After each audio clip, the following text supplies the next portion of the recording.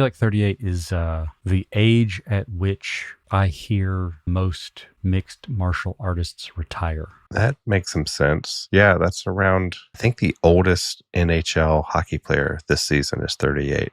And who is that? Oh, hold on. Let me give it a very, very Google. No, 40. Marc-Andre Fleury and Ryan Suter. Okay. Not very confident with those names. Can we go again? It's great podcasting me, looking at a screen and trying to understand facts and getting them wrong. Did you say Marc-Andre Fleury and Ryan Suter? Ryan Suter. Suter. Yeah. There's a couple 39-year-olds. There's a couple 38-years-olds. 1, 2, 3, 4, 5. There's 5 38-year-olds playing in the NHL. How many 28-year-olds? Ooh, it's going to be a lot more. I feel like one of us should probably have Claude pulled up for every episode. It would make some of this. Oh, yeah? You think that's better than a Goog these days? For things of that nature, where you're trying to collect and aggregate a bunch of sources about things that might not necessarily be reported on specifically, right? Because we're looking for a metric that it's almost like a meta metric, because there aren't a ton of papers or publications, even in the sports world, that would say NHL reports the number of 28-year-olds this year is.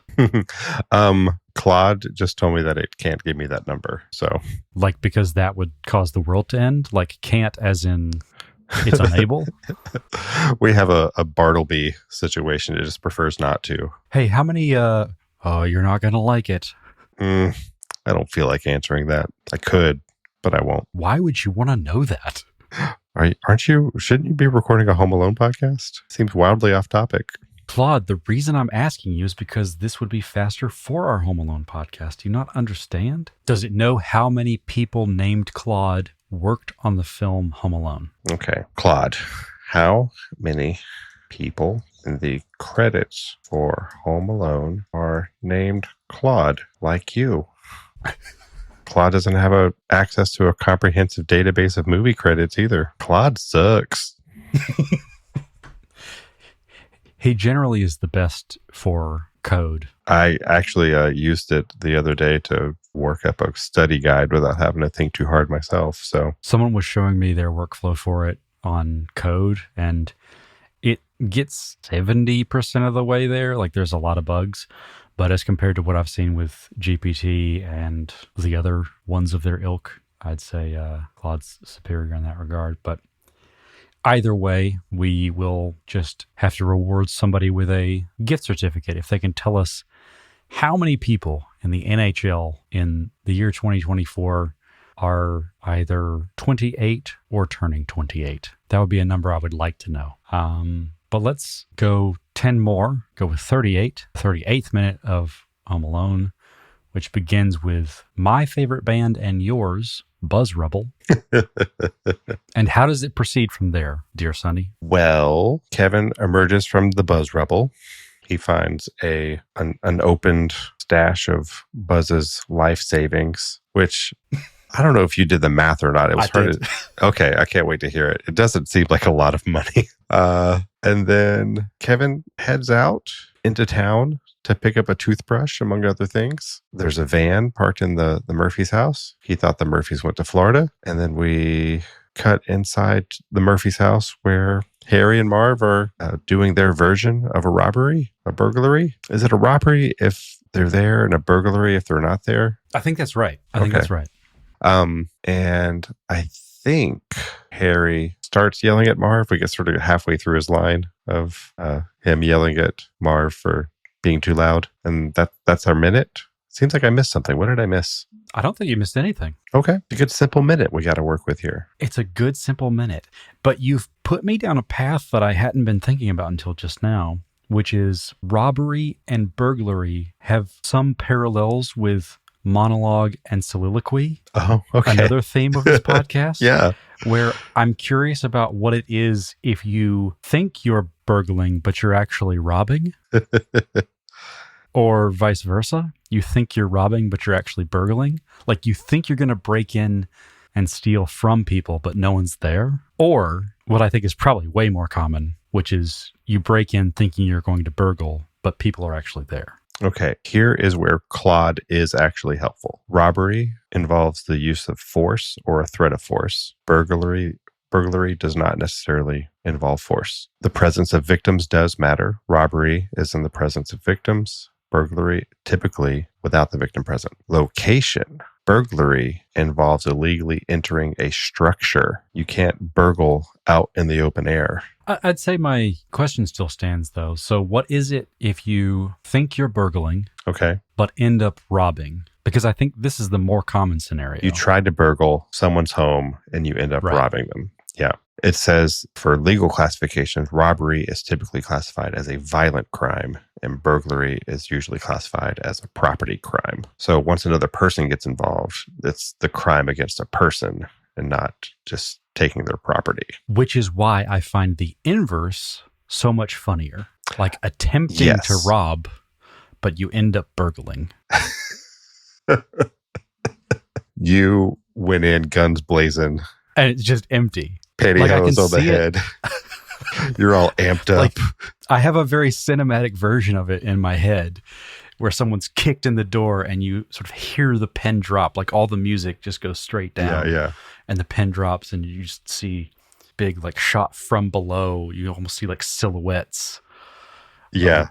Of the You're yelling robbers. like Tim Roth at the beginning of Pulp Fiction. Exactly. And it's just a quiet. The Murphys went to Florida. Right. And you just take everything. It's a failed robbery, a successful burglary.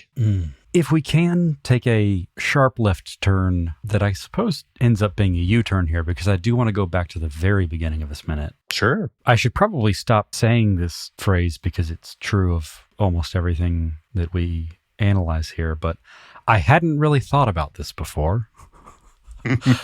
But when Kevin breaks the shelving, he's on the floor and things fall onto him. A basketball falls way later than actual physics would have it fall. And I just kept thinking about and subsequently tried to find shadows and evidence of the person who undoubtedly is just off camera dropping a basketball out of frame. Yeah.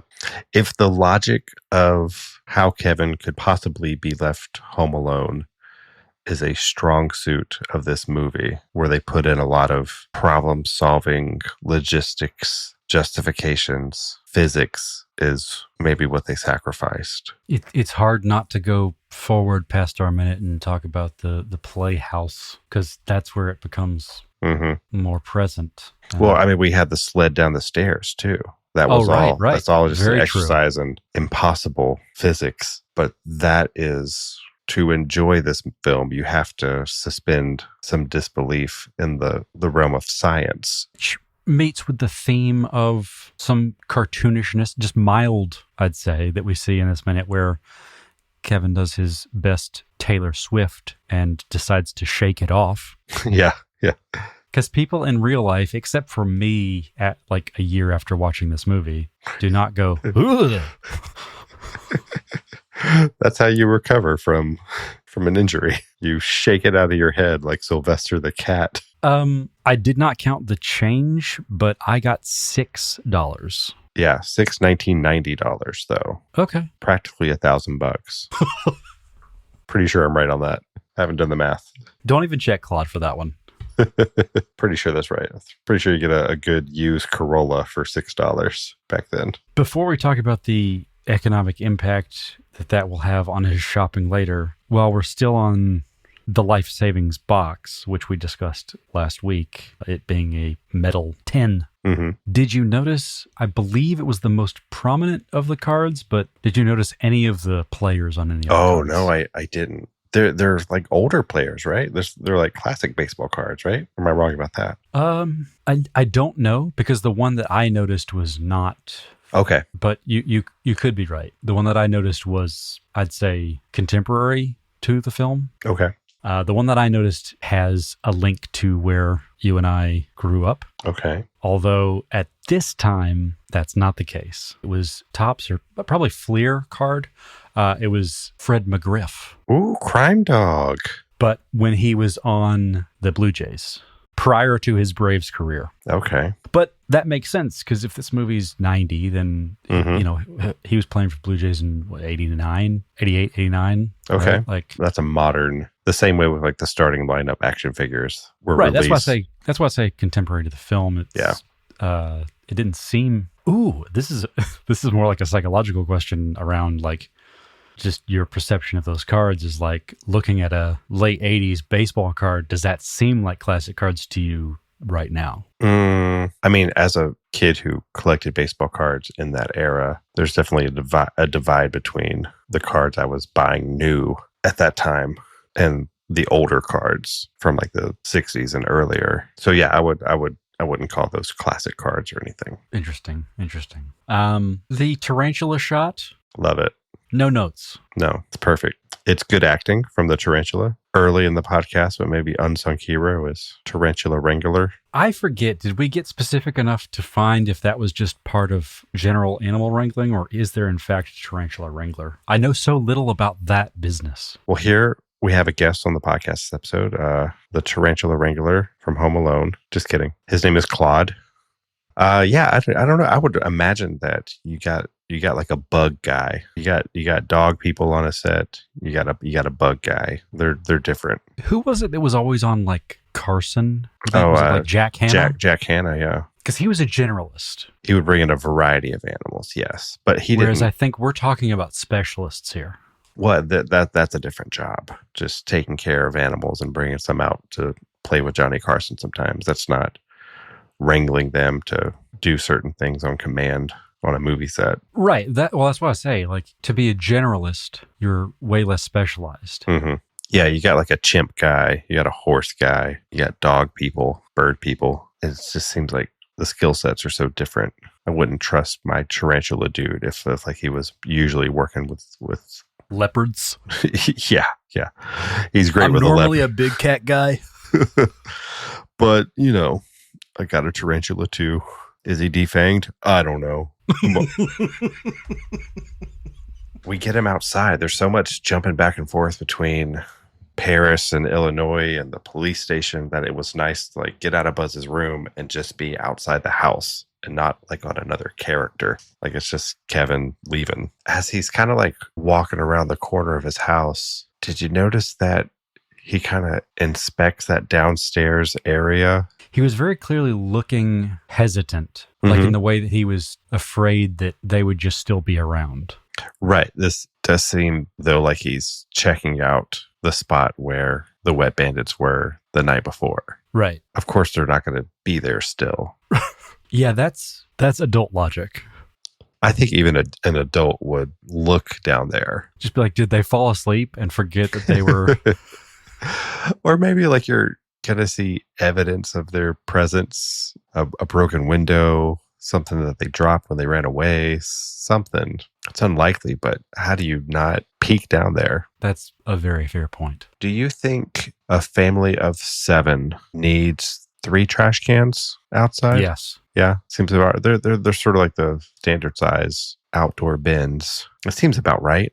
And this was also just prior to the recycling moment we were having in the 90s. So they threw away everything. Yeah, that's just glass, paper, plastic, it's all gone. Aluminum, it's all going in the trash. And I don't think it's that ridiculous to talk about the things that created waste prior to a very digital environment, like the amount of paper waste and things that were created. Oh, sure. I think just in terms of like food waste, they're throwing away 3 garbage cans worth of stuff. I'm assuming Winnetka sanitation comes weekly. You don't need 3 trash cans if they're coming twice a week. No, I don't think they're coming twice a week. I think weekly is pretty typical. You call them and they go, Village Waste Department. Continuing Kevin's spirit of shaking things off. He gives a big shrug here. It's a full shoulders in the ear holes shrug. Yeah. And to himself. So a shrugwilliquy. You beat me to it. It's so good. Sort of equal and opposite in terms of band name quality from Buzz Rubble. The line is, I thought the Murphys went to Florida, which I appreciate because we've met the Murphys. We heard Mitch talk about how they're going to Florida. So what seemed like a pointless scene, or a scene with only the small point of we need someone in this van to be counted for Kevin, also circles back here for Kevin to see the Wet Bandits in action and shrug it off and wander into town unaware that the people who try to rob him or try to burgle him last night are just next door. I think this is another great example of a segment that I'd like to introduce on this series called Me of Little Faith. Okay. Where anytime you doubt the writing for something like that, and it's not like I do now because I've seen it in total, right? But just the feeling that you get for that scene the first time you see it, or just kind of thinking about it without thinking holistically, you do have that sense of, is this just thrown in there for nothing? No, this actually resolves. Yeah. Great writing. Yeah, it's dots that get connected in a way that, you only really notice on your third or fourth viewing, maybe. Yeah, so shame on me for thinking that Mitch Murphy was just eye candy, because he was flashy, he was exciting, he was everything we needed in a neighbor. It's like Phil Hartman in Jingle All the Way. Oh, he's so good. What a bad movie with a great performance in it. And by that, I mean Arnold Schwarzenegger. Dasher Dancer. Put the cookie down. Oh, these cookies, Howard.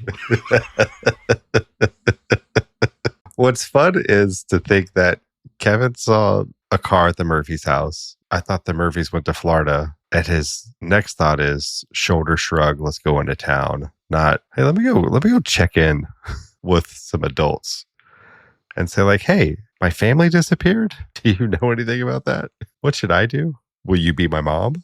See, I don't have that compulsion at all. Like if I'm Kevin at this point, I have two certainly different, but both in service of this action, thoughts. One being the disappearance of the family is supernatural. So no one's going to know anything about that. He's like, I made my family disappear. If I so much as tell anyone, they'll first think I'm crazy. Second, be like, you're in trouble, mister. So he's not really going to do that. But second, he seems to be enjoying this, right? Yeah, I think that's what I was appreciating about it, is that he's so bought into this life alone that it doesn't occur to him to check in with a neighbor, which is maybe what the first thing I would in the real world actually do.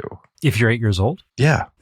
Yeah, I would not at all. I knew pretty much all my neighbors back then. I would have started knocking on some doors. No way, dude.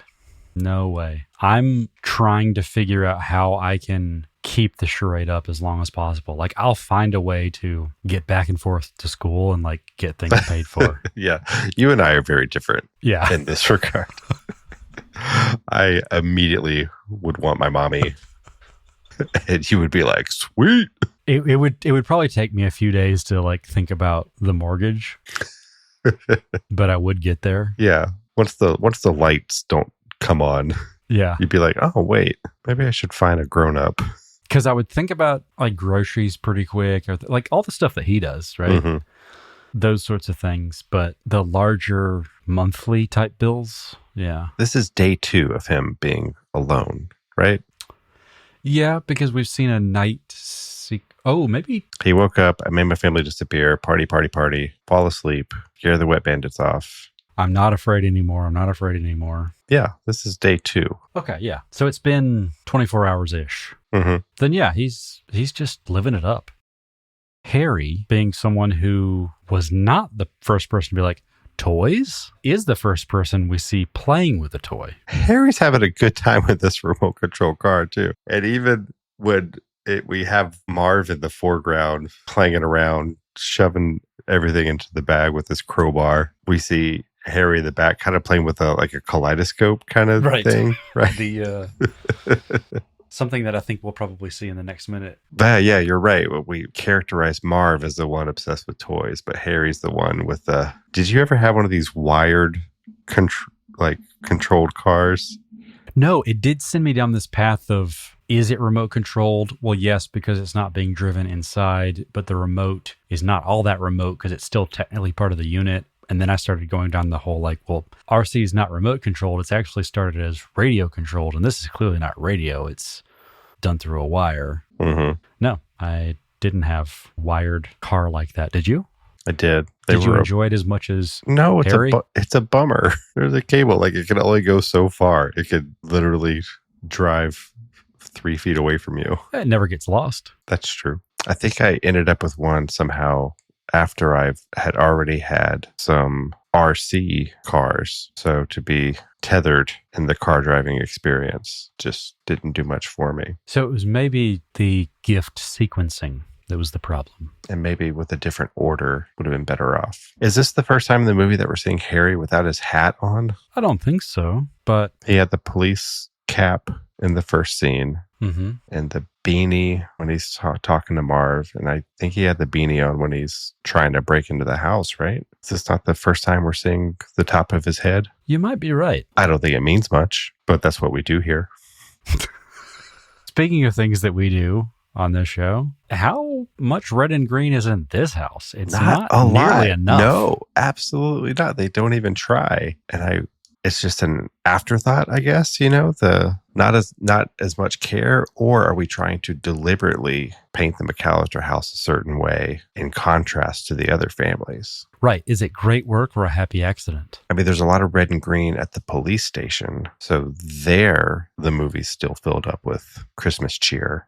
And for the well-actuallys following along, yes, this house is decorated for Christmas. Yes, there are some candlesticks, there's a Christmas tree, there's gifts and stuff, but like not nearly to the extent that everything else is washed out. And maybe there's something to that, like just being very specific about this house being Greet from the McAllister house. Mm-hmm. I think I've had the same complaint before about the McAllister house being decorated so ornately for Christmas. But what is the Murphys' plan with all these presents? Are they planning on coming back from Florida after Christmas and opening the presents that are here? I think so. I actually like that. Does Mitch like it though? Is Mitch gonna stand for that? I think so. You don't get your presents till we're coming back from Florida? I think it's more that they're probably getting presents from extended family in Florida, but that's like the immediate family gifts that you do as a wind down after the fact. Okay. It's like a cool down. Yeah. These are your hot towel presents. I like this approach. Like going and doing the big festive thing with the extended family and then coming back and like doing the immediate family, which is way more cozy and actually feels more Christmassy in my mind. I want my presents on Christmas. Maybe I'm a brat. You don't think this allows you to extend Christmas in a way?